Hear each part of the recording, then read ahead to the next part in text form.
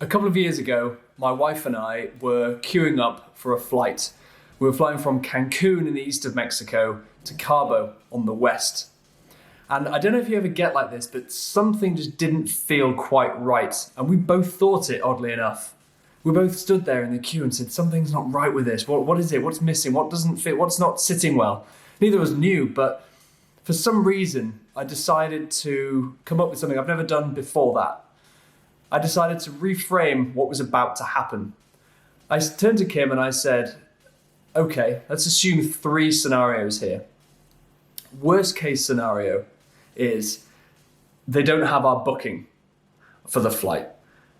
There is not another flight today, so we can get on another flight tomorrow. We have to buy a ticket, but we're going to miss a full day of the event that we're going to. That was the worst case scenario.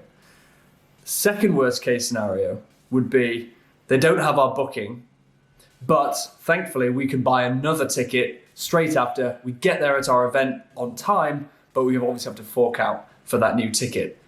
And the normal case scenario is there's nothing wrong and we're just having these odd feelings for no apparent reason.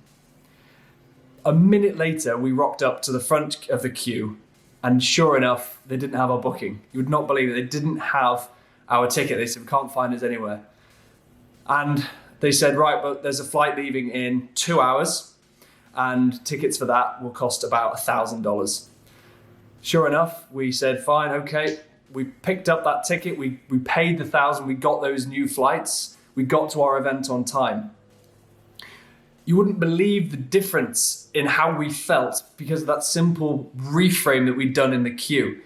Normally, if you go to the front of a queue and they say, right, okay, your ticket's gone, you're gonna have to buy a new one, you'd be like, what the hell has gone wrong? What have you done with my booking? I would have felt the whole world had caved in.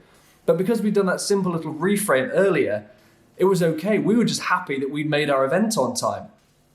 And what that came down to was two words: expectation management. By definition, if we can be happier with less, we're going to be happier more of the time. So normally, we all jump on a flight and we expect to land on time. We expect to be there. We expect our booking to still be registered. But this time we just reframed it, thought, imagine if that happens, how amazing that would be. Rather than it just being the norm, we would have all of a sudden become really grateful for it. So we just lowered our expectations. We lowered the bar of what would have made that flight epic. So even though we had to fork out the extra $1,000, the fact we'd still made our event on time was the real win. So I want to challenge you in two ways. Over the next 7 days, I want you to write down 3 to 5 things that you're grateful for. It can be really big things like your partner or the money in the bank or your job, or it could be really small things like the fact you have hot water coming out of your tap, like the fact you have a comfortable bed to sleep in every night. If we can expect less, if we can be happy with less, we're going to be happier a lot more of the time.